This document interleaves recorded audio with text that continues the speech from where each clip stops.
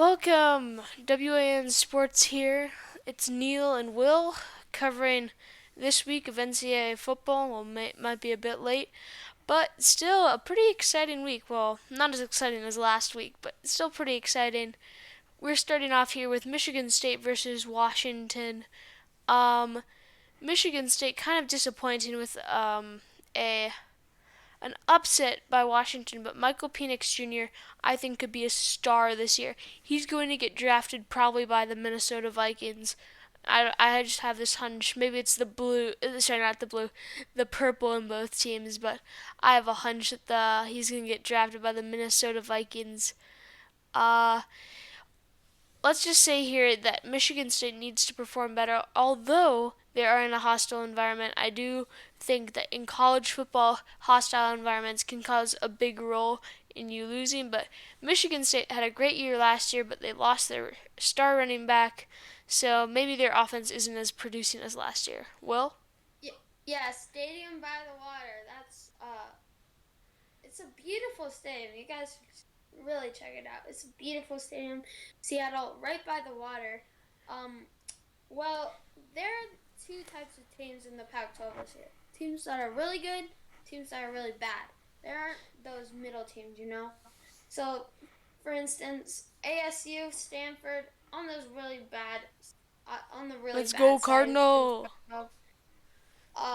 I think that ASU just fired their coach, if that tells you anything about them.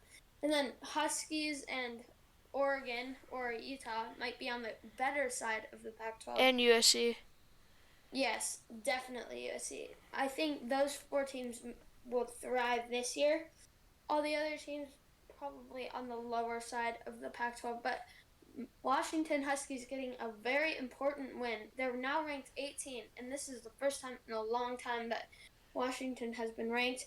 Michigan State Spartans, we really haven't seen anything from them. I think it was just preseason rankings that were keeping them in the rankings. We really didn't see them. But anyway, Washington Huskies going really at home again for the fourth week in a row. Have you ever seen that, Neil? 4 weeks in a row at home, going against Stanford 4 weeks in a row at home. But I'm gonna be interested to see what happens on the road for Washington Huskies and if they can keep this streak alive. Michigan State, Peyton Thorne, 323 yards, 3 touchdowns, 1 interception though. I think that they really need to get their running game going if they really have any chance of ever making even the rankings again and winning their conference championship. Uh, but a really great win for the Washington Huskies here, 3-0 to open up the season. And yeah, let's go on to our next game. Let's go. Our next game, BYU versus Oregon. Oregon pulling out the a big dub against BYU. BYU. I know last video I stated, and I quote, BYU could be a top 10 team this year. Well, that's kind of come back to bite me. BYU losing to Oregon.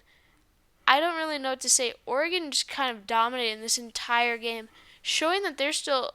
We some of us might have ridden them off after that Georgia loss, but they can still fight. They still have a fighting spirit in them. They're still a great college team, and I think BYU they're gonna fall in the rankings definitely. But do I think they can make it back to the top 10? Yes. With Jaron Hall and all their talent on that team, they could make some a potential run for a great ball game. Will, your Yeah, thoughts? I think that Jaron Hall is super good quarterback. Maybe even at NFL level with 305 yards and 2 touchdowns, even with the horrible offensive line that BYU has. I mean, to get BYU an actual chance at winning these tough games, they need to get their rushing going. And I know last year they had Tyler Algier as their rusher, and that really helped them because my guy is a top tier NFL tier quarterback. Running back. But this year they don't have that guy, and but they still need to perform at high levels. These aren't guys nobody guys. They're still really good rushing backs, but I think that the offensive line needs to perform way better as well with the defense. I mean, 41 points. That's really not a good score to be kept up, and offense also needs to perform way better. So I was listening to this game, and the game kind of got out of BYU's hands, and they were down by they only had like 10 points in the beginning of the fourth quarter. So the fact that they have 20 shows that they can still make a little bit of a run in the fourth quarter, but still they really need to perform better against better teams than they have been playing. I think that Baylor game maybe kind of false statement of BYU Cougars football this year, because I think that they cannot perform to a team that got crushed by Georgia 49-3. They cannot perform with any team. Yeah, I would definitely say that. Okay, let's move on to our final game and our best game of the week: Texas A&M versus Miami. And for our last game, we have the Hurricanes against the Texas A&M Aggies. I mean, everybody's called the Aggies for some reason. I don't know why. But Aggies coming off a loss to App State. Really disappointing loss there. At home, too. I mean, in this atmosphere in College Station, I mean, they should not be losing to App State, a really bad team. But Miami, I really thought that they would be way better with Mario Cristobal as their new head coach, coming from Oregon, returning to his college football team that he used to play for. I mean, Miami had everything working for them. Tyler Van Dyke as quarterback, 217 yards, no touchdowns though. I think that um, even though that Miami's rushing was amazing, I think that they just need to find a way to break through into that end zone. It doesn't look like they are very good in that red zone. Also, I think that their defense performed pretty well, considering only 17 points given up. But I think their offense needs to perform way better to win at the level that they should be winning at. Yeah, Texas A&M, Max Johnson threw for 140 yards with one touchdown.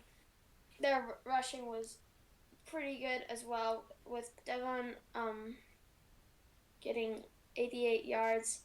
Uh, no touchdowns though. But I really think this is an impressive Texas A&M Aggies team and win. But I don't really know what to say for both teams, to be honest, with that loss to App State last week for Texas A&M.